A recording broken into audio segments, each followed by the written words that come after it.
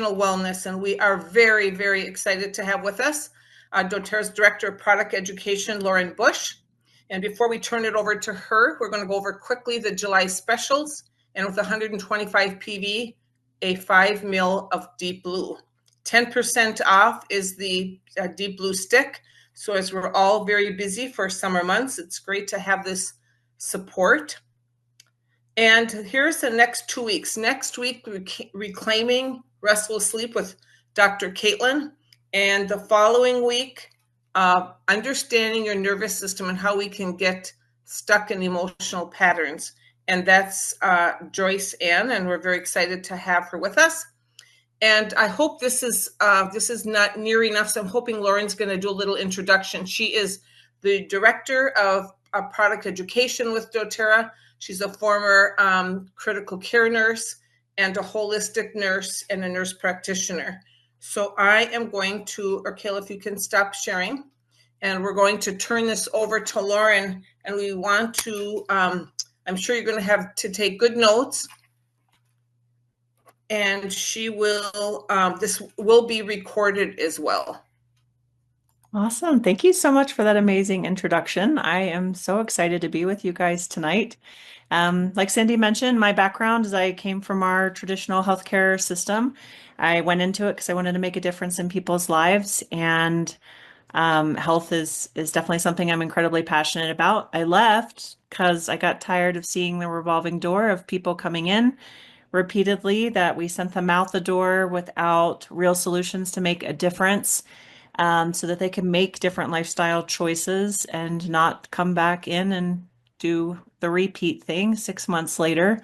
I watched a lot of my coworkers burn out. I watched their bodies break down with the amount of physical and mental stress, and I just decided I wanted to do something different. And while I was still working in the hospital, my daughter came down with a lot of health challenges that were very unexpected and very severe, and we fought for her health for many, many years before I was even kind of open to the idea of essential oils and natural health, because I just thought, woo woo, there's no science there.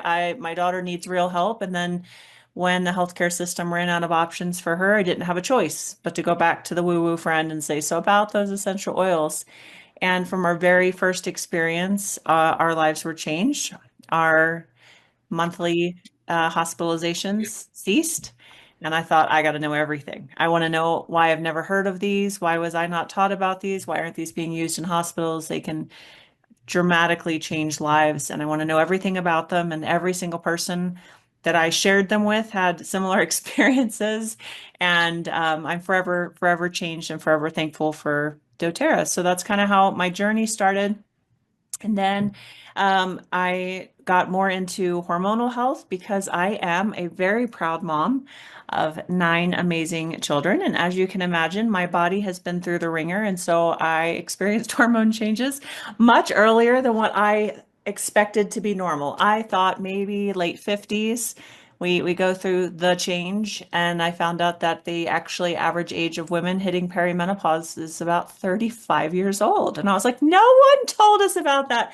So now I get to raise teenagers who are going through hormonal chaos while I go through hormonal chaos, and everyone needs to say extra prayers for my husband because it's a fun season of life. But there are so many great things that I think that we are not taught about our bodies as women, and some very simple, everyday routine options, everyday natural solutions that can make a massive impact. The problem is I think that since we're not taught really how our bodies work, it's really hard to decide what we're going to reach for when we don't know how our body's working. So I want to share with you guys tonight, we're going to get a little bit more empowered with our hormonal health. So this is, and you have to forgive me, I am not a slide designer, so this will not be a beautiful presentation. It will be lots of science and lots of fun, and hopefully it was super eye-opening, beauty is not my talent when it comes to slide decks. So when we talk about hormonal health, this is just an example of some of the hormones that our body produces. I think for most of us, we hear hormones and we automatically think our sex hormones, and we are going to go into those tonight. But I want you to be aware that your body produces a lot of hormones. In fact, insulin is a hormone, melatonin is a hormone, and they work like a set of dominoes. If we tip one domino, there's this downward cascade of other hormones being impacted because our body is trying to compensate for some imbalance, and so it will either increase or decrease another hormone's production to try to compensate for those issues or concerns. So there's lots of ways to throw our hormones out of balance because there are lots of different hormones. So this is kind of our life stage in hormones. I think most of us got the heads up. All of us have been through it at this point, but also, high school health class, we got the warning that puberty was going to be a wild ride. So this is the years of puberty, our bodies slowly, and notice it's not just a steady increase of increased hormone production. It's quite up and down here, right? And then we get to this period of our life where things kind of level out, and that does require us supporting our bodies properly. It's not that everybody gets to smooth out the ride. A lot of people struggle with very severe PMS or PMDD, endometriosis, infertility issues. And so maybe this ride is not quite as smooth. And then we have this other roller coaster ride that I feel like we do not talk about enough. I have to say, I have a pretty open family from the generations that came before me, and this was not a discussion point. And so I don't see it a lot in society of mothers warning their daughters for what's coming. Maybe the old school way of thought was, well, they're going to have to go through it anyway, so why scare you about it? I don't know, but we don't get warned about this. And perimenopause, like I said, about 35 years old can start the onset of perimenopause. And it goes all the way till the day that you hit menopause. And menopause is actually only one day. It is the one day that you have achieved 365 days of not having a period, and then you enter postmenopause. So perimenopause can last a really, really long time. And if you notice here, not only do we get all the beautiful ups and downs that came with puberty, but now we have this incredibly wide spacing between our estrogen and our progesterone production. And so no matter what, in this time period, you are automatically estrogen dominant. So we get to go through perimenopause as an estrogen dominant female, which has its own host of dysregulation that comes with it. It makes us sometimes a lot less pleasant as females. And I hear a lot of people comment as their spouse goes through this time period, I don't know them anymore. And it's because we have these chemicals in far different amounts going up, shooting down. And honestly, I think most of us as females, when we start entering this stage, we're like, I don't know myself either. So how could you possibly know me, spouse? Right? So it can be a little bit crazy. And then we settle into post-menopause. So that's kind of the ride that I think nobody actually warns us about. I want to dive a little bit into our cycles because I think as women, we are considered complicated. We're considered so complicated until the 90s. It wasn't actually required to include any women in any clinical trials because we're so complicated with all of our extra hormones. So think of how many drugs have been put on the market that were never studied for women. Think of how many textbooks were written on what is healthy for women, where women weren't studied because we were considered too complicated with our sex hormones. And so we end up in a world where we have medication options that were not tested on women. And then we're giving all this health advice that was what's really good for men. And it turns out what works for men does not work for women. Funny. I know we're both human, but women and men need different things. So let's just start with the monthly cycle. If I had an extra chart sitting up here, it would be a man's hormone cycle, and it would literally be testosterone, and his cycle is 24 hours. So every morning through the night up into the morning time, a man's testosterone level spikes, and then all day long it falls. And then the next night it rises. So he has a 24-hour cycle, and we have a 28-day cycle. And during the 28 days, that we are basically four different people, depending on which hormone is taken over the wheel. So for example, day one of your cycle is the day that you start your period. And at that time period, we have estrogen is slightly higher than progesterone, but basically all of our sex hormones are at their lowest, which is the reason why most of us don't feel fantastic while we're on our period, because all of the hormones that have all these wonderful outcomes are in their lowest state. And then as we move out of our period and we're moving towards being able to ovulate and get pregnant, estrogen comes in full force, it spikes up. And then progesterone follows with it until we get to right before the day that we ovulate, and or progesterone comes right afterwards, sorry, when we have our luteinizing hormone kicking in so we can actually ovulate, and estrogen has taken the wheel. And estrogen has a lot of beautiful benefits, but it's a small period of time in a month that we're supposed to be estrogen dominant to this level. Then after we ovulate, our estrogen levels kind of slow down, and then we have our progesterone taking over. And progesterone is our calming, it's our anti-anxiety, it's our sleep really well, it's our resting. It is called, it's progesterone because it is your pro-gestation hormone. So it is your body prepping for, hopefully, we fertilized this egg. And so we're soothing and we're comforting and we're nurturing the body. Now, obviously, if we didn't, everything starts to fall off. And if we did, we've made this really beautiful home for this egg, and the progesterone levels continue to rise. Now, I have a lot of women that are like, oh, well, I don't actually have a 28-day cycle. It should be pretty darn close to 28 days. If it's not, then typically we have a hormone that is not functioning properly. So, for example, as we enter perimenopause, progesterone tends to fall off first, which ends up shortening our period cycle. So if you're like, oh, I have a 20-day cycle, I'm going to tell you your progesterone is most likely way too low, because your body's like never settled into the space of we could support a baby if we had decided to get pregnant this month. Then as our estrogen falls off, when our estrogen falls off, our cycles expand and get longer. So if you're like, well, I have a 37-day cycle, your estrogen levels are probably far too low. So it should be around 28 days. For those of you who have maybe had a hysterectomy earlier in life, you still make hormones. Even if you didn't get to keep your ovaries, we're still producing hormones on some level, far less than we would be if we had been able to keep our ovaries, but a lot of organs produce our sex hormones, are just our ovaries as women produce a lot. For those of you whose cycle is sketchy, you've entered perimenopause, your body still cycles. Whether you've had the hysterectomy, whether you're entering perimenopause, this cycle is still happening. It doesn't disappear. There's not a day that your cells in your body go, oh, well, today she turned 56. I no longer need estrogen or progesterone. It's still cycling. It's just no longer producing enough hormones to create an outcome. And so for a lot of women, they're like, oh, well, I had my hysterectomy, and since I don't have a period anymore, I must not be cycling. You are still cycling. Those hormones are still going, floating around. They just can't produce a menstrual cycle. I think for a lot of women, I think that's an important thing to know. If you're like, well, I did have the hysterectomy, how do I know what my cycle is? There's a really cool app. It's called Natural Cycles, and it will track you by body temperature. And I think that's a really important thing to know, because we're going to talk about how you actually support hormone production through diet so that you could, increase if you are experiencing the downside effects of not having hormone levels of where you need them at, or some foods that can actually decrease if we're constantly being estrogen dominant.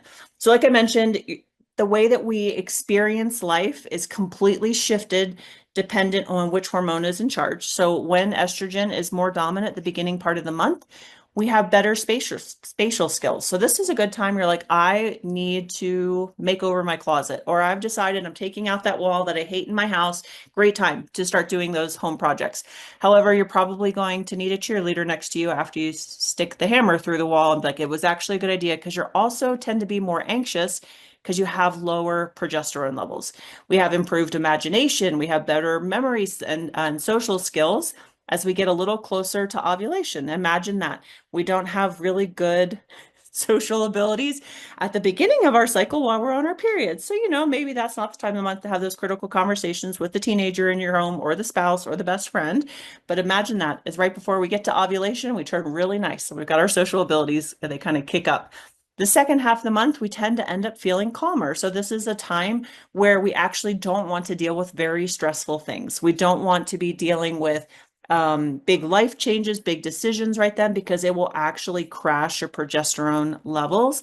But it is a time that you get to soak in and enjoy feeling more calm and hopefully even sleeping a little bit better. When we talk about our sex hormones, I think we also limit it down to reproductive discussions. And I just want you to know, as a woman, when I tell you that your hormonal health is, there's not even words, vital to understand, here's why. When your hormones are out of balance, you can have issues with concentrating. You can struggle with anxiety and depression and irritability and mind fog. How many women have been to the doctors and told their doctor, I'm dealing with anxiety and depression, and got their hormones levels checked? Or were you just written a script? Cardiovascular health. When our estrogen levels go out of whack, we can actually get higher cholesterol. We actually get higher LDL cholesterol. So I'll meet with women all the time. I eat so healthy. Why is my LDL cholesterol through the roof? I'm like, because your estrogen's in the tank. And so you need these hormones to be able to help regulate cholesterol levels. It actually can cause high blood pressure. It also causes increased risk of heart attack and stroke.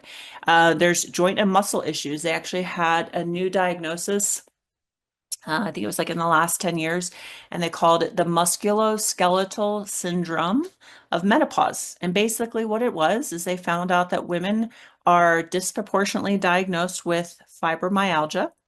And it turns out that a lot of those women didn't have fibromyalgia.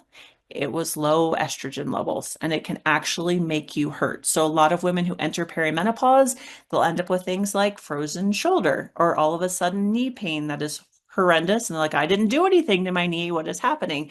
And it turns out it's our hormones going in the tank. Hormonal health also impacts your gut health, and your gut health in turn impacts your hormonal health. So you can end up with things like diarrhea, constipation, indigestion, bloating, pain, and discomfort.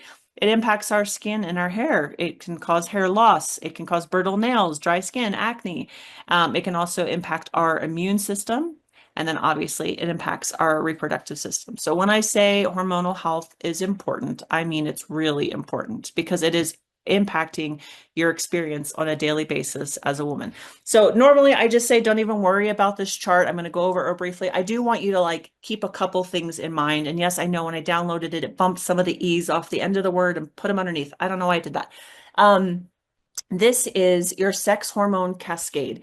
And what I want you to take note of on this chart is the very first ingredient is cholesterol. So to make any of your sex hormones, you need cholesterol. So what do we think happens for all the people who have been put on cholesterol lowering medication because of those LDL numbers, because of the estrogen levels not being ideal? We just made everything worse. I can't stand statins. As a nurse, I saw the downward spiral that it puts people on. And since we're all not going for Alzheimer's and dementia, please don't ever touch a statin. So cholesterol is your first building block. And from cholesterol, everywhere on this chart that you see an arrow means an enzyme and a cofactor were utilized.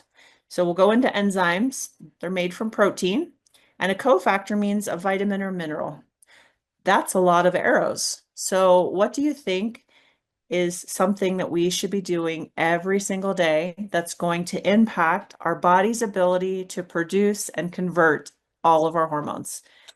We need enzymes. So ladies, we need protein, and we need our vitamins and our minerals, or all of a sudden parts of this chain reaction don't function correctly.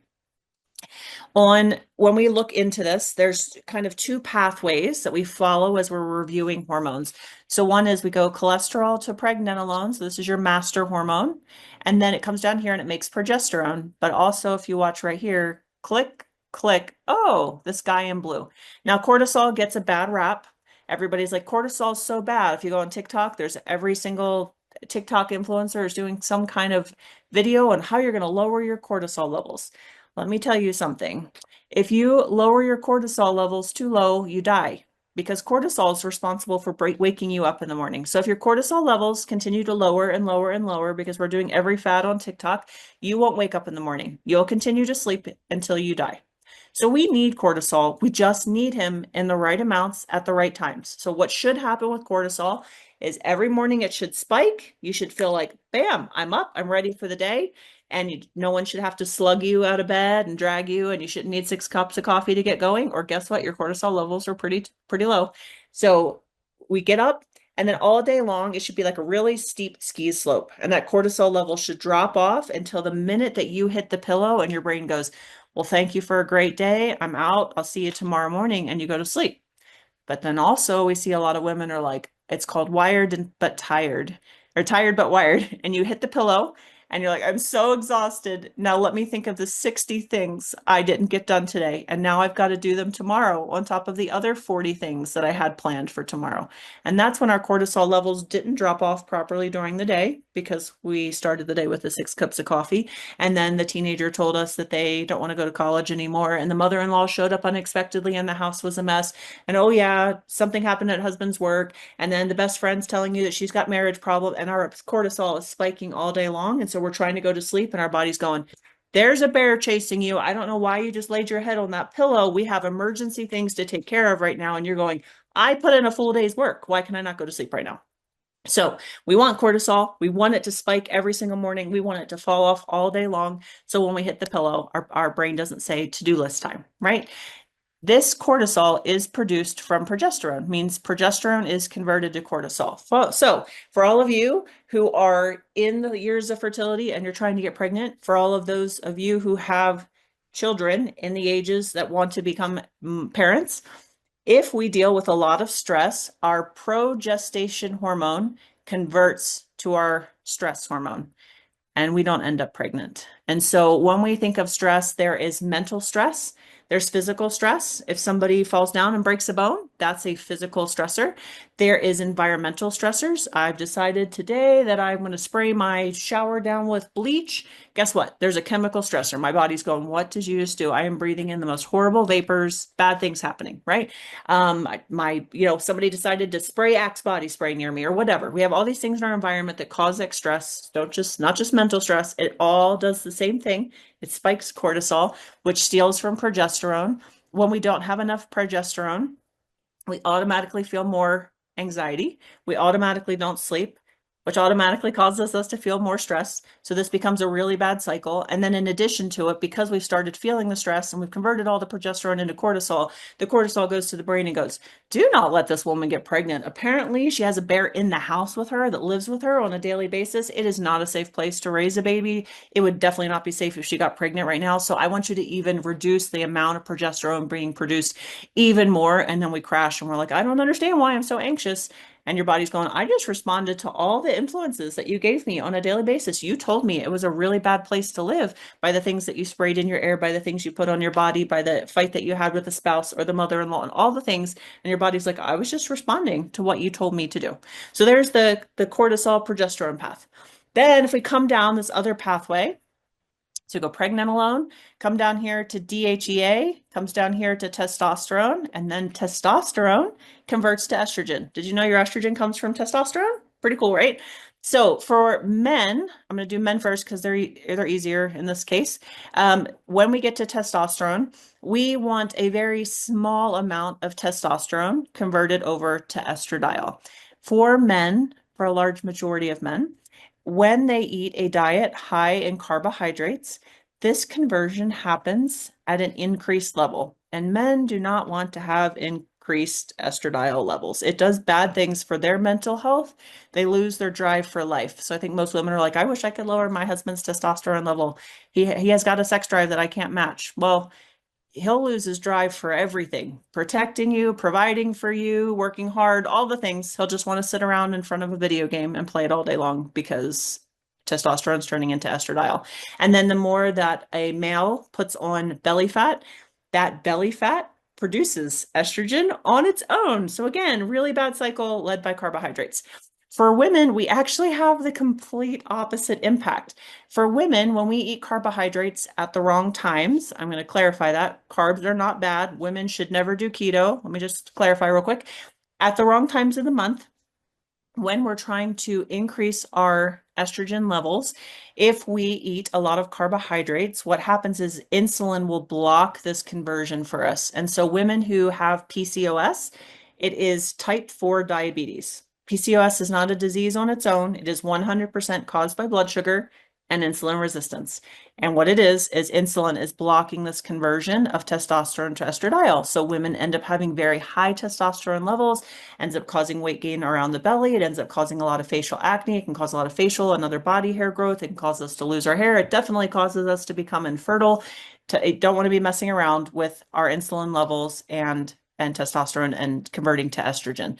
So this one right here, I will tell you that spearmint is one of my absolute favorites. It will actually help increase this conversion. So someone who is struggling with too high of testosterone levels, spearmint oil is amazing. If you don't like the way it tastes, put it in a capsule. Otherwise, you can make it at night with like a warm tea with some raw honey. Wonderful.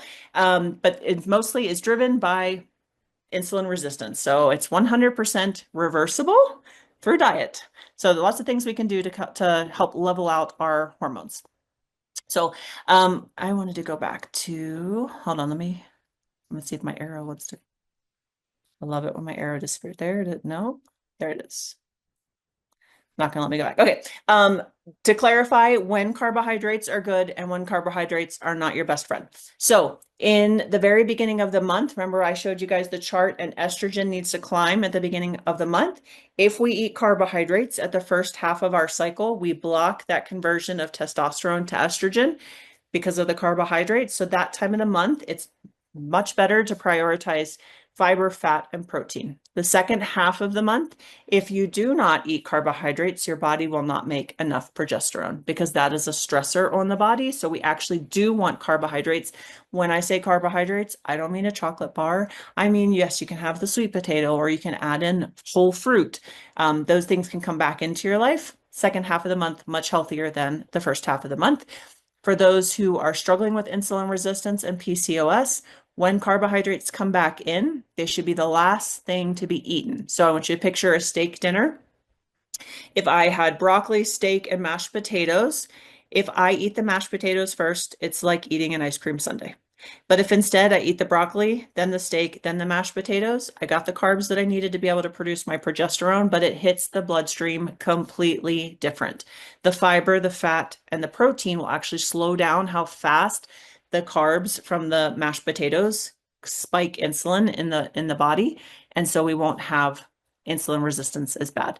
Also, obviously, using things like MetaPower Assist, I would say that if you're already in full-blown PCOS or you know you're insulin resistant, meaning you've had your hemoglobin A1C checked and you're over a 5.6, I know that's lower than most doctors will tell you. As a woman, if you were over 5.6, you were starting to deal with insulin resistance.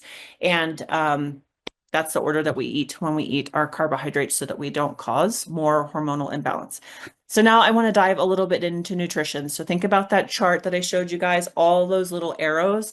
Nutrients matter. I would tell you that probably one of the most important minerals, especially for hormonal health for men and women, it's magnesium. So I don't have MetaPower Recharge in here, but I will tell you all day, every day, magnesium, magnesium, magnesium. I like to call it the Calm Mommy drink because that's what it does is it calms our brains down when we are constantly being overstimulated. Magnesium, magnesium, magnesium. Okay, so let's talk a little bit about some of the other ways that VMG helps. So we have our spinach, our barley grass, and our spirulina.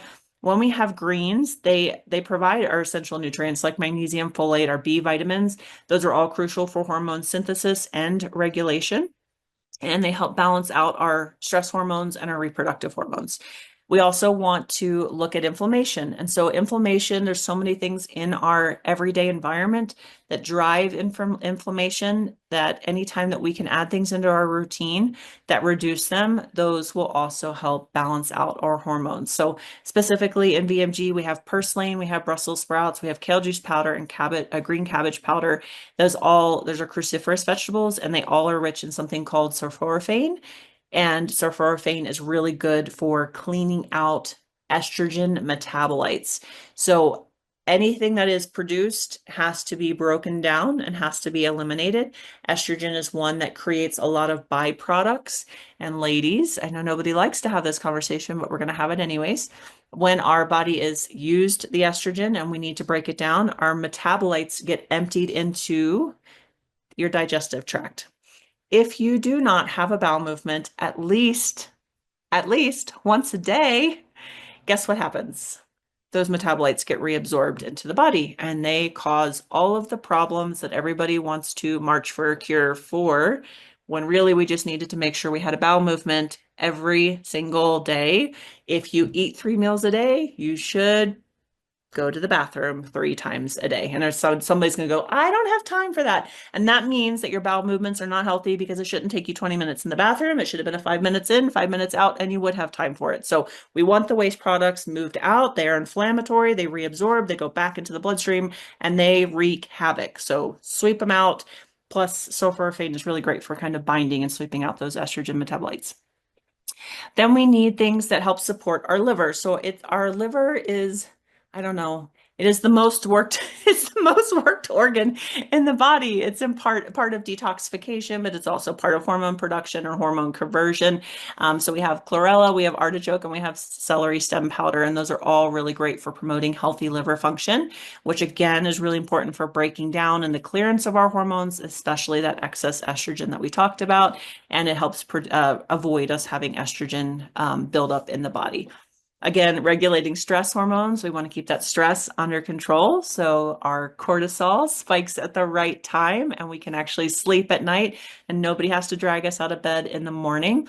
I will say the comment on the coffee, I'm not trying to take your coffee for you. It is the worst thing to put in an empty stomach. Please don't drink it on an empty stomach. It spikes your cortisol. And so then that's why you feel all jittery and it tells your brain to basically ignore how tired you are. It doesn't give you energy. It tells your brain to ignore how tired you are. You're basically robbing from tomorrow to try to power through today, and then tomorrow's even worse. So I'm not saying not have it. I'm just, please don't do it on an empty stomach. So dark sweet cherry, goji berry, acai, these all contain antioxidants. They help regulate cortisol.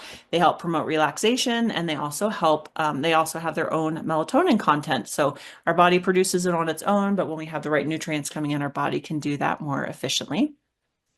We want to support a healthy gut every single day. Every choice that you make, everything that you eat, it either feeds the good guys or it feeds the bad guys. So when we have the good guys present in the gut because we've provided the right nutrients, we provided the right fiber, the good guys help regulate our hormones, our neurotransmitters that control all of our mood.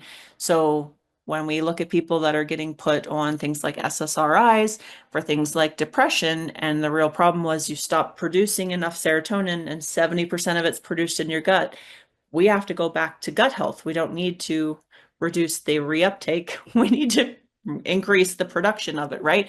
So women, when we have all of our hormones going around, our neurotransmitters also need to be at the right levels to be able to make sure that we aren't overreacting to where our hormone levels are at.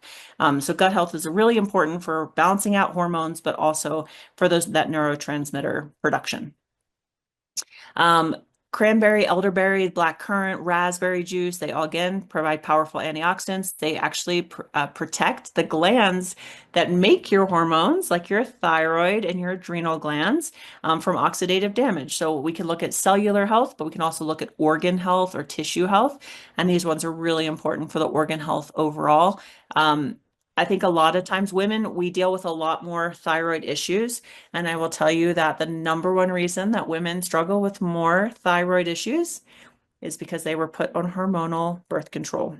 Hormonal birth control blocks the absorption of the nutrients our thyroid needs to function. So we're getting it from all angles here. So thyroid function, really important. Energy production, again, I will tell you the number one sign that I see for women when I know for a fact their thyroid's out of balance, regardless of what any lab says, it will be the outer third of their eyebrow will be thin. And then I know your thyroid's already not functioning properly. It's the only thing that causes that. So it's a thyroid issue. We want to support reproductive health and energy levels. Again, that acerola cherry, the apple, the strawberry juice, they all contain natural vitamin C. Vitamin C is one of the big vitamins we need for progesterone production. In fact, it's required for the synthesis of progesterone. And that's also really helpful for our adrenals as well. Okay, now let's go into omegas. Before I go into omegas, I just want you to create a really quick visual. I think most of the time when we talk about omegas, we either think brain health or heart health, and both are true. But I want you to understand how omegas work for hormonal health. So on the outside of all of our cells, we have this thing called a cell membrane. And basically it's like the balloon that holds all the guts of the cell internally. That cell membrane When we do not have enough omegas, the membrane becomes rigid. And when I say rigid, I mean I want you to picture the difference between a balloon that is like blown up to the perfect level where you can squeeze it and it's not going to pop and it's also not floppy versus like a 4-year-old just made a paper mache balloon. And if I go like this, it's going to go crunch. That's your cell without enough omegas in them, in that cell membrane. What that does, besides making you crunchy and not flexible, is that it stops hormones from being able to move and impact the cell. So we need to make the hormones, but I also need the hormones to be able to attach to the receptor sites or move into the cell to create an impact. Additionally, nutrients can't get in and waste products for the cells can't get out. Every single cell in the body. So omegas, totally true, really great for brain health, really good for heart health. But when it comes to hormonal health, I mean, this increases insulin sensitivity. This increases your cell sensitivity to any hormone outcome. So sometimes we're producing plenty of hormones, but they're not able to communicate with the cells or enter the cells because our omega levels are so low. So unless you're eating fish several times a week, just go ahead and guarantee that your omega levels are low and adding extra. If you have had babies, if you're planning on having babies, all the daughters out there that you guys have, like, I can't wait for them to make the grandbabies. Get them on omegas. Really incredibly important. And then also impacts our thyroid function. All the hormone producing organs really need omega levels. So EPA, it helps lower chronic inflammation. Chronic inflammation causes hormonal imbalances like estrogen dominance. Let me explain how that happens. Chronic inflammation is a stressor. So progesterone is being converted to cortisol. So now progesterone is low. That's not happening to estrogen. It automatically becomes dominant. So even if you had your blood work done and you're like, well, they said my estrogen levels were fine. Yes, but how were they fine in comparison to where your progesterone levels are at? So you could have a healthy estrogen level, but automatically you're going to have all the symptoms of estrogen dominance because progesterone was proportionally way too low. It can also cause things like insulin resistance, a lot of stress. Our body is constantly thinking it needs to release sugar from the tissues. And so we have high blood sugar all the time until our body stops listening to the insulin. And it's like, I don't know what you want me to do. That sugar's always here. She keeps eating it. She keeps getting stressed. I don't need to listen to you anymore. And so when we reduce inflammation, the body can come back into balance and we prevent things like PMS or PCOS or irregular cycles. So omegas are really important. Our DHA, again, that's the part of our omegas that help make sure that cell membrane remains fluid and healthy. And again, we want to make sure the hormones can move in and out. So it helps increase the sensitivity to all the hormones and the outputs that we want our cells to do. It helps regulate cortisol levels. It helps modulate your HPA axis, which controls the release of cortisol. So not only can the cells do their job, it doesn't perceive stress, but now the entire pathway that triggers a stress response calms itself down. And again, thyroid health, omega-3s reduce inflammation of the thyroid gland. So again, ladies, we always need help with our thyroid gland. Omegas are a huge part of that. For PV Restore specifically, we're going to go into a couple of strains that are in here that are really important, but I just want you to remember that we were blessed with something. We call it a microbiome, but ladies, we have an extra level to that. It's called our estrobolome. It's our microbiome that is specifically there to moderate our estrogen production and to help us eliminate those estrogen metabolites.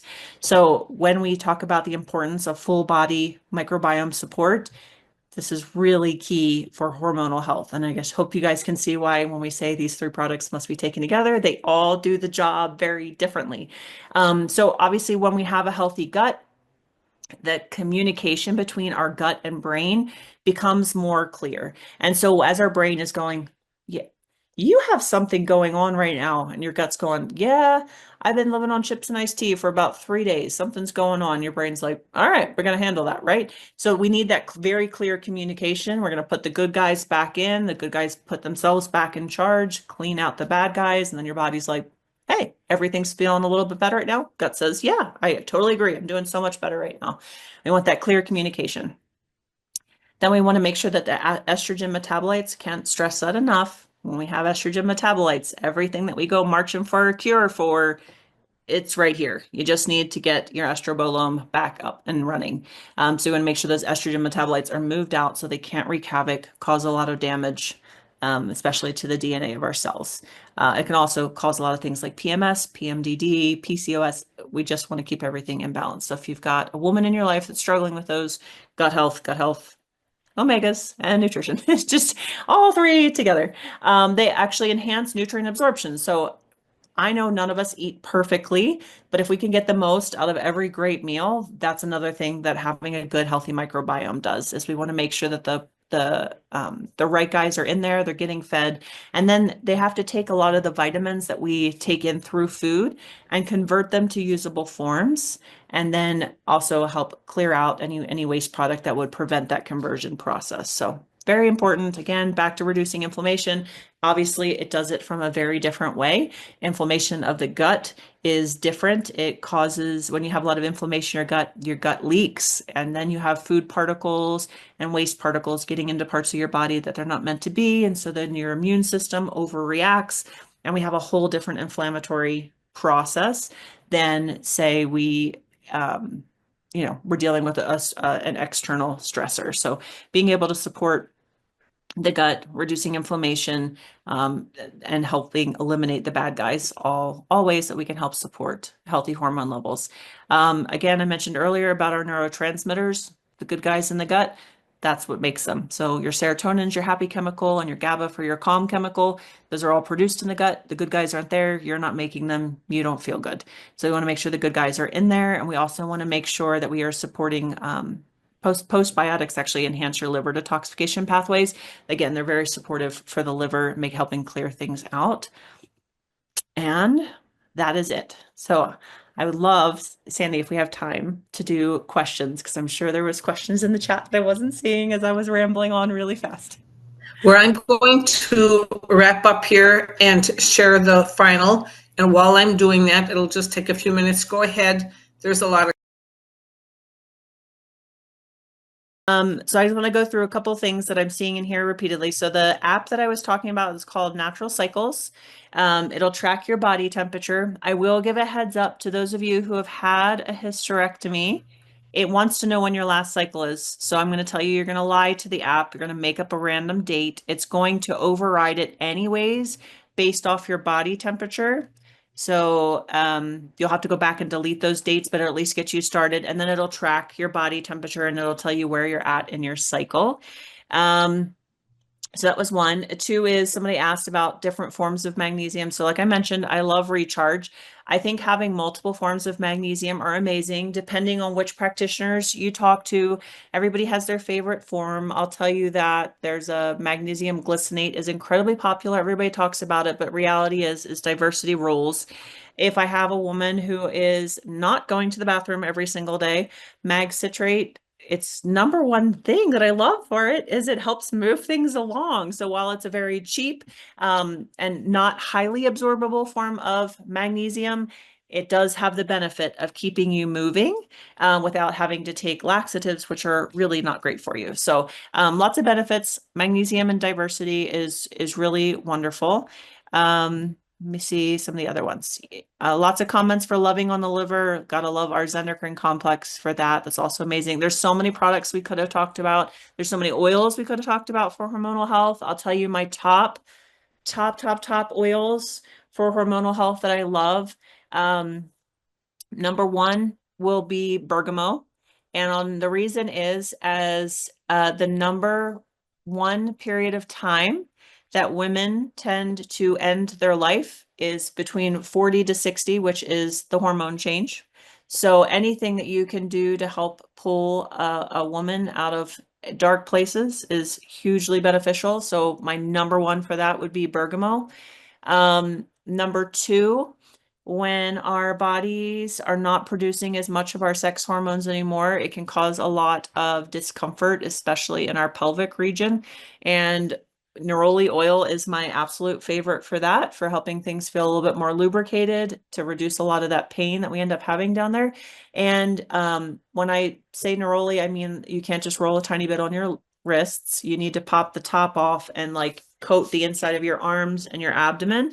Do it for a couple days, magic happens. It's wonderful. And then the other thing is most women will end up asking for divorce between the ages of 40 to 60. So it's a place where our mental health goes down, our connection with our loved ones. We don't know ourselves anymore, which causes a lot of problems in relationships. So I really love Ylang Ylang for helping open up a woman's heart. It's a time where we close everything off because we look in the mirror, we don't recognize ourselves anymore, and that makes us really hard to be a companion with anyone. I'll always get someone to comment, well, it's because I finally got old enough to stop putting up with his crap, old enough and confident enough. And I'm like, maybe, but also maybe your chemicals in your brain are a little different, and all the things that were endearing previously in your relationship now are annoying because your brain chemistry is different. Or maybe he just was a bad spouse the entire time, and you're right, you got the confidence to not put up with it anymore. But those are probably my top three. Are there a million more? Absolutely. There's so many great oils to be able to reach for, but I would say those are top three must-haves. Loving on the liver is wonderful. And then knowing how your cycle goes. And then I'll just additionally add to that, teaching future generations to understand their bodies. We might have not been the generations that got educated until an emergency hit, or we had enough other problems. We got forced to have a hysterectomy. We struggled with infertility, whatever it was that got you on your journey to have to wake up to things were not right. But you have the ability now to pass on something very different for the future generations. So my daughters, they started their cycles. They got the natural cycles app. I immediately wanted them to know when can they actually get pregnant. It's actually an FDA approved form of birth control that is equally as effective as a condom. And I don't have to put my daughters on castrating medication. I can actually teach them how their bodies work, right? So we can do really good things for them. We can not cause them to have thyroid issues down the road. We can teach them about understanding which hormones in control and why they're feeling the way they do, and not feel, kind of taken aback. Oh, why do I feel this way? Why do I want to be weepy? And it's like, oh, yeah, everything's low right now. That's why I'm feeling the way I am. And they can understand their bodies, and we can teach them better. So at least pass it on for your daughters, your granddaughters, all the things. People can get to know their bodies a little bit better. Is VMG gluten-free? Yes, it is. doTERRA doesn't have a magnesium complex, but the Recharge does have 4 different. Thank you, Kayla, for making sure to comment back on that. That's why I like Recharge. Lots of diversity. Yes, 2 bowel movements a day is great. I always love the doctors that get on there and they'll show you the shapes and the sizes. So I'll say, yes, it's great. But, if it comes out looking like pebbles, still not great. We want to make sure not only it's 2 bowel movements, but like the meals that we have eaten have ended up in the bathroom toilet, right? So yes, we want to make sure that everything is moving through 2 times a day is great. Which 3 products should we take in together? It's to me, the most perfect place to start because of that hormone cascade, what we talked about for omegas, and the communication with our hormones, and then making sure we have a healthy gut so everything coming in is utilized correctly. It's BMG, E omega, and PB Restore. Those are like everything else that you add to that will have an exponential impact. Without those 3, you're kind of shooting in the dark. And so could you have some good experiences with one-offs with oil? Yes, you can, but I promise you it's a completely different experience when you have a really good daily routine. A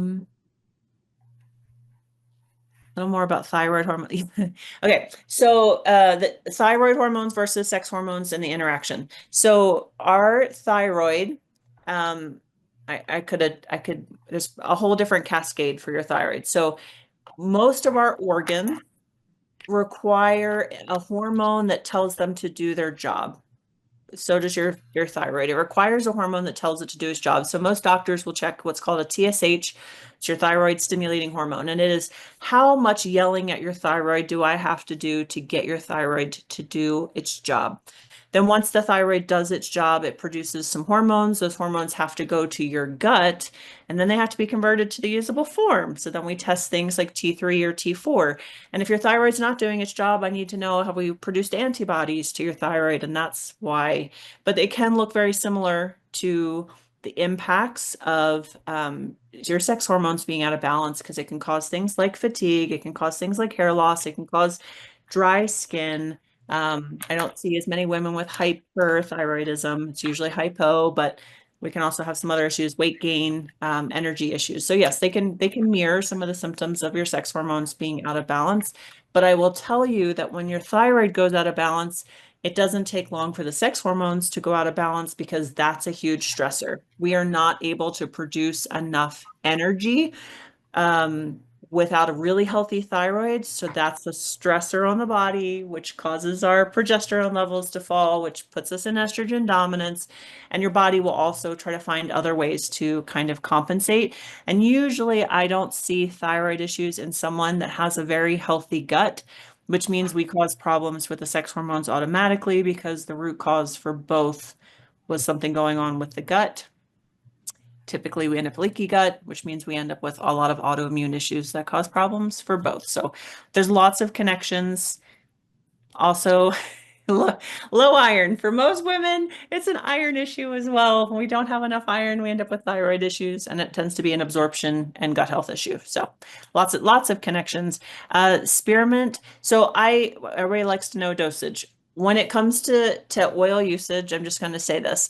We always say start low and start slow, but you also have to remember that the bigger the need, the more you're going to have to feed it. So, for example, my husband in high school, he did every sport, but he ran cross country. And because he ran cross country, we'd go out on a date and the man could put down two whole pizzas by himself and he still had washboard abs. If he did that today, we would have a very different outcome for him eating two pizzas by himself, right? When your body is fighting something, when your body is really low and it's in like this moment of like active, I need as much help and support, we tend to have to give it more help and support. And so for somebody who's in like full-blown PCOS, the amount of drops of spearmint dependent on what their body weight is, how long have they been struggling with PCOS, how bad is their PCOS, they might need more drops than someone's like, I'm just starting to notice this and is 100 pounds, right? So I definitely say it's very dependent on the person. Just know that if you are struggling with something more severe or your body weight is higher, you're going to need to use more oils because there's more cells that need those chemicals to impact kind of what is happening. So um, start with a couple drops, but you might need to increase it.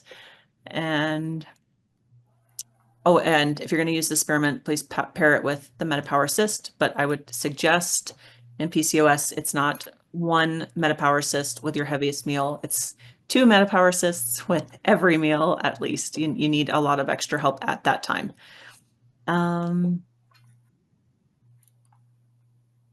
Someone gets boils. Oh, so they said someone with the BMG ended up having a boil.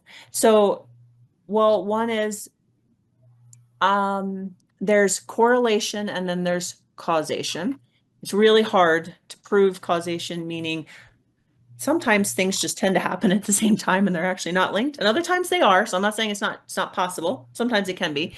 When we ask our body to work on its elimination pathways and their elimination pathways are congested, our skin is the least favorite, it's our backup chimney. So chimneys are elimination pathways. So we pee out waste, we poop out waste, we breathe out waste, we sweat out waste. But typically coming out through the skin means that other areas are so backed up that our body had to resort to using the least favorite chimney. And so you probably got things kick-started and it was like, finally, the support I needed, everything out at once. It's a lot. It was a lot on the body. So I would say probably back it down, or I would say consider pairing it with Zendocrine Complex. And for someone who actually ended up with a boil, I would say that they probably need more than one Zendocrine Complex, and they probably need to be using it very consistently, and they can work their dose of VMG up. Especially someone who has the MTHFR gene mutation, if they have a double mutation, you have kick-started detoxification for them by giving them a methylated B in a way that their body has probably never done that. So lots of detoxification happening. Yes, half dose, start slower, lemon and water, add in Zendocrine Complex. So I think that's really great. Somebody asked about being postpartum. Is there any way I can help my DHEA S levels go up? So yes, definitely prioritize healthy fats. So we go back to the hormone cascade. Cholesterol was up at the top. DHEA is like our usable form, and our DHEAS is like what's in the fridge. What can I pull from when my DHEA is all being utilized? So the more that you can increase good healthy fats, especially while breastfeeding, I can't speak highly enough to it. It's good for the baby, it's good for you, all things healthy fats. So I love grass-fed organic butter. I love ghee. I love MCT oil. I love coconut oil. I love avocado oil. They all have to be clean, but good healthy sources of fat. If you're into making smoothies, buy frozen avocado chunks and throw it into every time you make a smoothie, and some chia seeds, and then it won't be a sugar drink. It'll be good healthy fats in there, but good healthy fats can definitely increase DHEA. And then magnesium. Again, while you're breastfeeding, magnesium, magnesium, magnesium. It helps with all those conversions. So really, really good. And what? Lauren, just take one more because you can be here until tomorrow. Okay. And we definitely need to have you back, hopefully before the end of the year. If it's good with you, we'll connect again. I think that was it. Everybody was just typing in the things I was responding back. So I think that this was, yeah, vitamin C for progesterone production. Absolutely. And yes, everybody wrote down the oils that I said. Yes, you can be taking phytoestrogen. I know a lot of women find a ton of benefit in it. I wouldn't suggest it over the foundational tools. It's in addition to, because of what it's asking the body to do. We need the support of nutrients, including our omegas and good healthy microbiome. So yes, Serenity can get added in. And yeah, okay.